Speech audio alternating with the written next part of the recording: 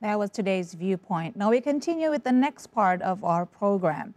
Now, when you're a Muslim but you have to reside in a foreign country, that does not mean that as a Muslim you should quit all Islamic rituals, including fasting in the Ramadan month. Now, to know more about activities of Indonesian Muslims staying abroad, we will talk with a number of Indonesian diaspora throughout Ramadan month. Today, we will talk with two members of Indonesian diaspora joining us via Zoom. We have Helmi Muhammad Yumna talking with us from London, United Kingdom, and also Anissa Nur Azia, a member of the Indonesian diaspora at Kedah, Malaysia. Hello, good morning, Helmi, and good afternoon, Anissa. Thank you for joining us on Focus today. Hello. Assalamualaikum. Hello, good afternoon. Waalaikumsalam. First of all, thank you for giving us your precious time. I'm sure this is going to be a fun way to kill time during fasting, right? Now, before I ask you more about your unique Ramadan experiences, maybe we can get to know you better. So please tell us more about yourself. Where do you exactly come from in Indonesia? And what is the reason of your staying there in your respective countries, in the UK for Helmi and Malaysia for Anissa? Maybe Anissa can start us off first. Go ahead, Anissa. So I'm from Solo, Central Java in Indonesia, and I have been here in Malaysia for 2 years, and now I'm studying a degree in media and communication field.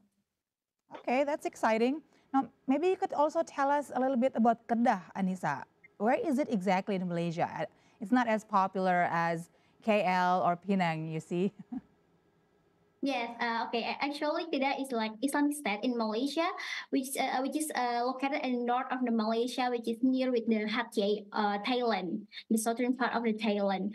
So actually, Kedah is very Islamic state in Malaysia. So there is a lot of like a big Islamic community here, and there is a lot of Islamic agenda or events during the Ramadan. So being here in Kedah, I feels like similar when I do a Ramadan in Indonesia. So All right. that's the unique things about the Kedah. But Kedah is like different with the Penang or KL when you can easily find Indonesian food there. In Kedah, it's quite hard for us to find Indonesian food. So during the Ramadan, if you want the Indonesian food, you just can cook your food, or maybe you can try to find, but it's hard. Okay, that's quite an interesting explanation. Thank you, Anissa. How about you, Helmi? Where do you come from Indonesia, and what is the reason of your stay in London?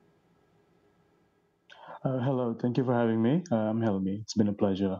I came from Tangerang, from this capital city of Tangerang, and right now I'm working in London. This is actually my third year in abroad in the UK. Came here since 2021 to complete my studies, and now I'm working. Okay, so this is your third time fasting in London. This is not your first time Ramadan month in London. How has it been so far? What has been the biggest challenges, Helmi?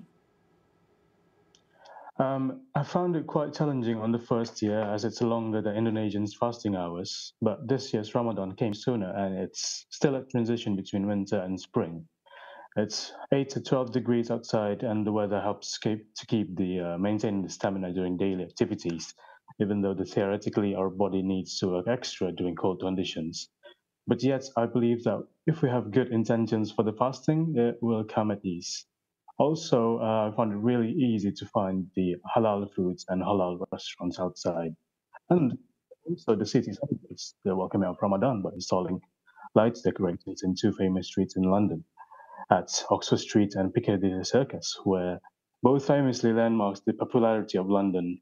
Hence, loads of people came for the beautiful display to celebrate the holy month and keen on capturing the moments and spreading happiness in the social media of what's happening in central London.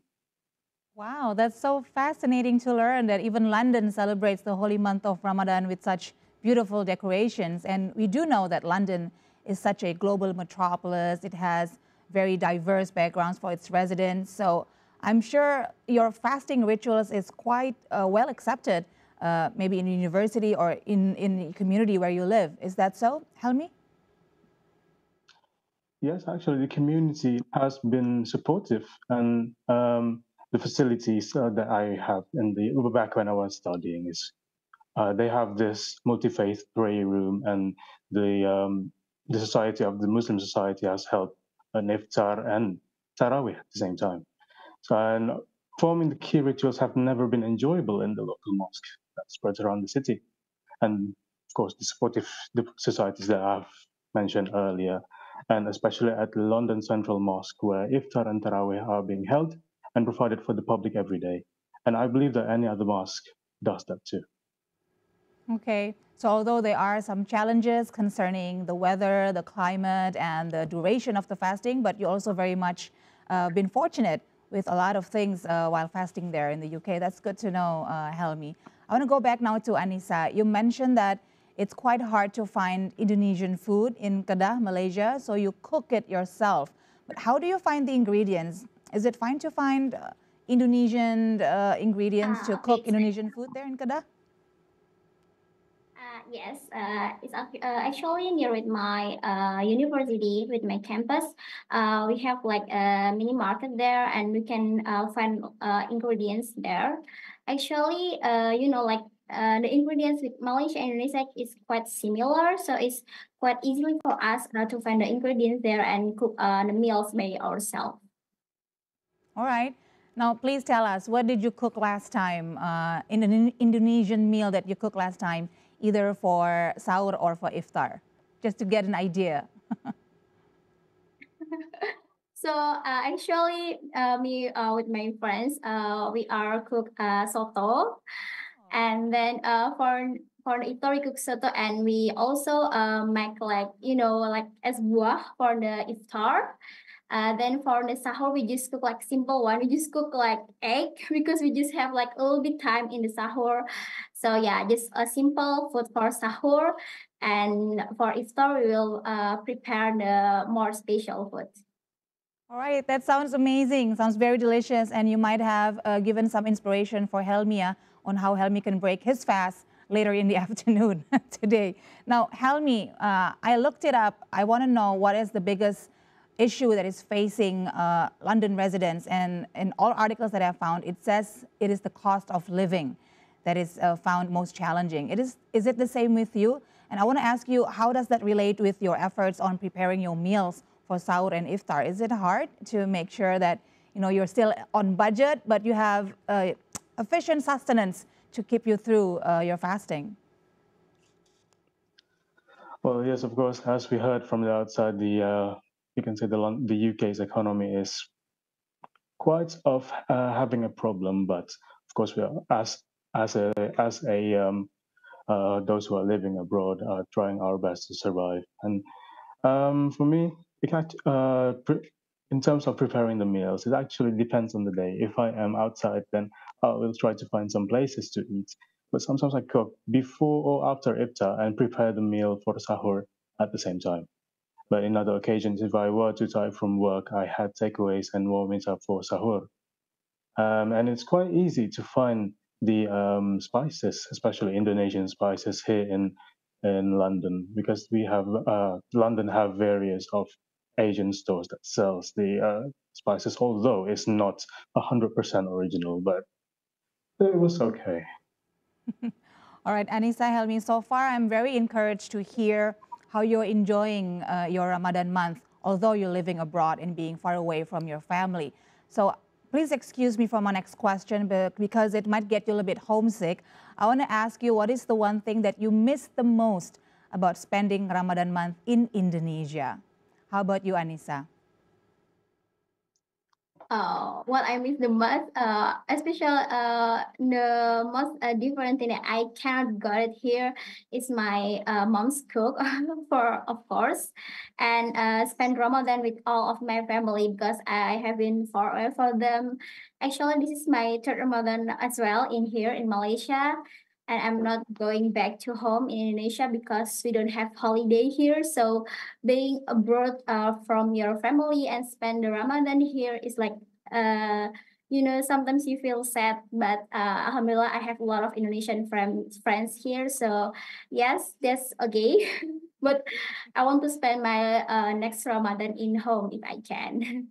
Oh, Mother's cooking always brings you back home, right? Hopefully you can get to celebrate Idul Fitri in Solo. Would that be happening, Anissa?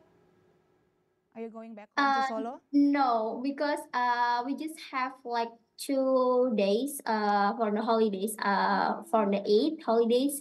So I think I'm not going to back to Solo. All right, that's okay. Just to celebrate with with your other Indonesian friends in Kedah, Malaysia, right? Yeah. How about you, Helmi? What is the one thing you miss the most from Ramadan month in Indonesia? Well, of course, the same as Anissa, mother's cooking and together with this.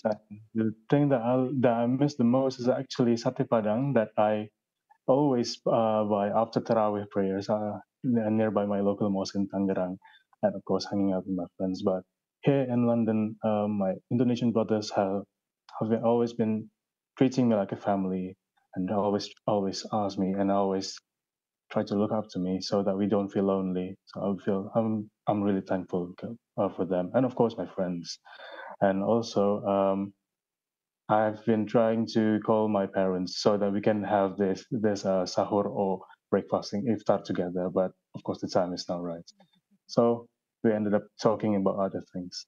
But yeah, just being grateful that I'm here, and I'm of course trying to be better than last year and trying to receive all that we can in this holy month.